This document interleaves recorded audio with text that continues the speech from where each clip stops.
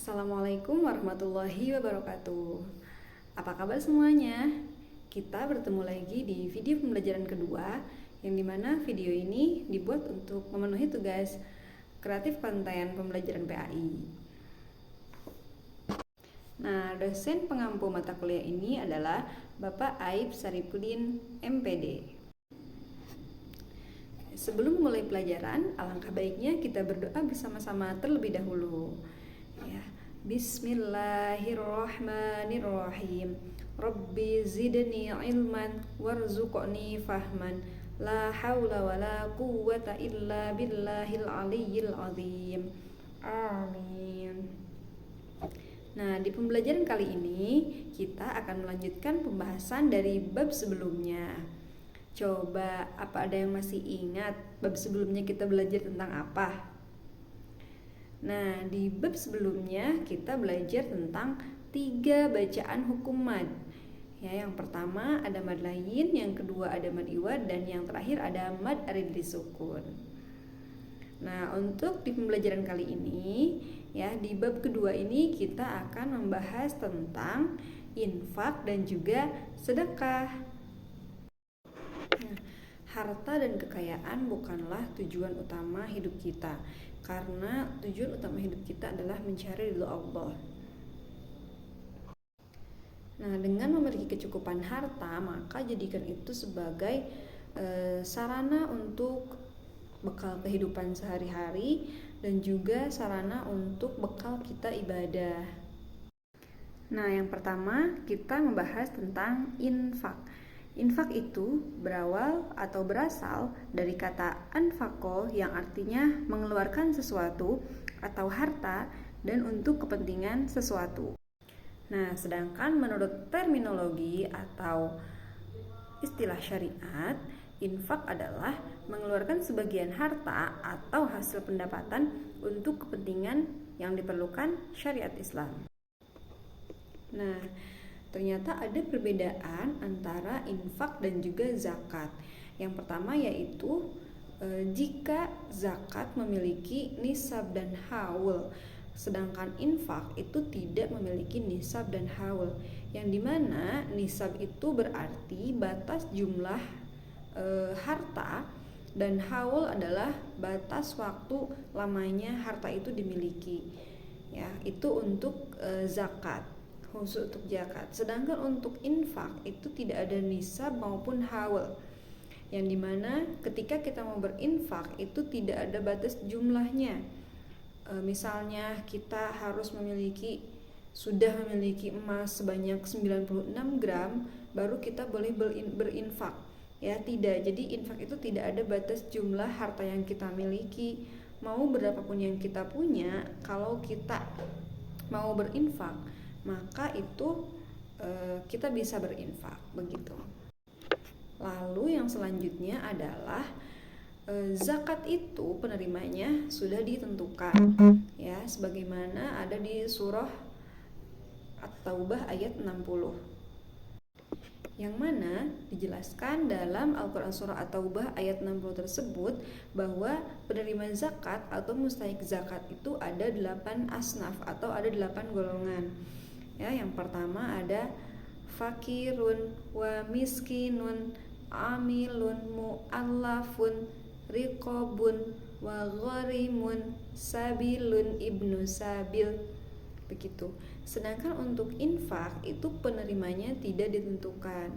Ya, cuman biasanya kalau infak itu diberikan untuk sarana-sarana keagamaan atau sarana-sarana sosial, ya, seperti pembangunan masjid, pembangunan musola, pesantren, ya, sekolah atau panti asuhan, ya, gitu. Biasanya infak diberikan kepada lembaga-lembaga kebanyakannya.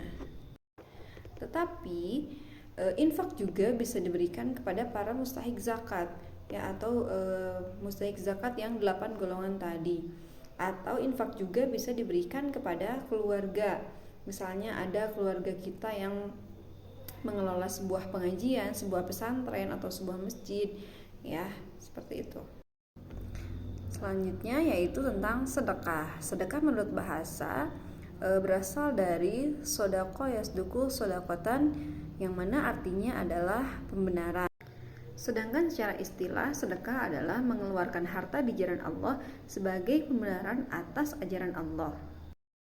Sekarang kita akan membahas tentang zakat dan juga sedekah.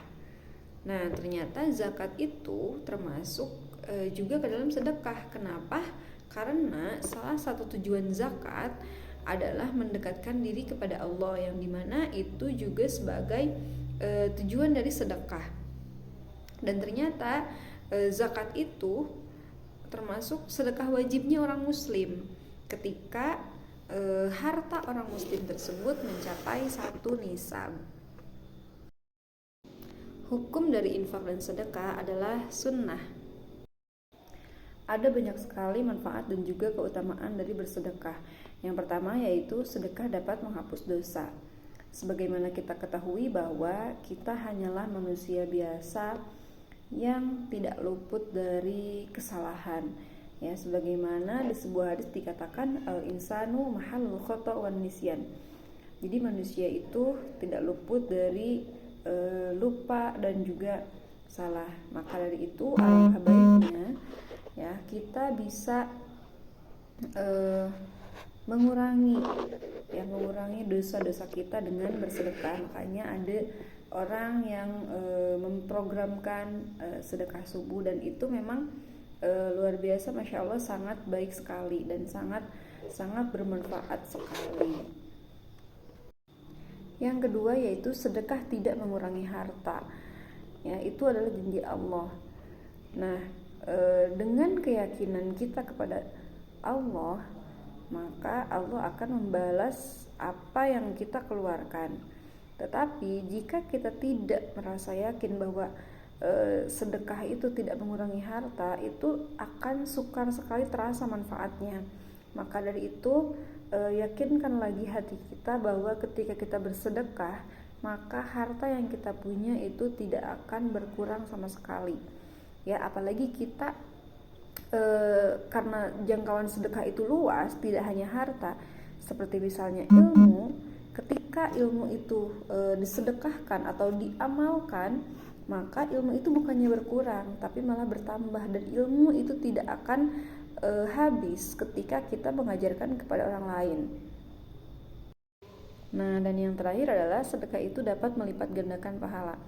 Ya, lagi-lagi itu adalah janji Allah, dan kita harus yakin atas semua janji Allah, karena janji Allah itu tidak akan pernah bohong.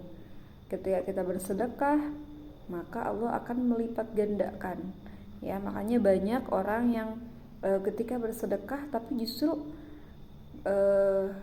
apa yang mereka punya itu justru malah bertambah, karena memang itu sesuai dengan janjinya Allah. Ya, ketika kita bersedekah, Allah akan melipat gandakan harta yang kita miliki. Karena ada juga sebuah keterangan yang menjelaskan bahwa ketika kita bersedekah 1, maka Allah akan balas dengan 10 kebaikan. Ya, ketika kita bersedekah, maka Allah akan membalasnya 10. Adanya infak dan sedekah ini menjadi salah satu solusi masalah perekonomian yang ada di lingkungan kita. Karena apa? Karena dengan adanya infak dan sedekah itu bisa membantu orang-orang yang ekonominya lemah. Ya, karena kita adalah makhluk sosial, ya, makhluk yang memang harus saling membantu, makhluk yang akan berinteraksi dengan orang lain, selalu berinteraksi dengan orang lain. Ya, bukan makhluk individualis. Kita tidak bisa hidup sendiri. Ya, maka dari itu kita harus bisa mulai dari sekarang berinfak, bersedekah jika memang kita mampu, ya, untuk menolong orang-orang di sekeliling kita terutama. Mungkin hanya itu yang dapat saya sampaikan. Mohon maaf apabila terdapat banyak kesalahan. Wassalamualaikum warahmatullahi wabarakatuh.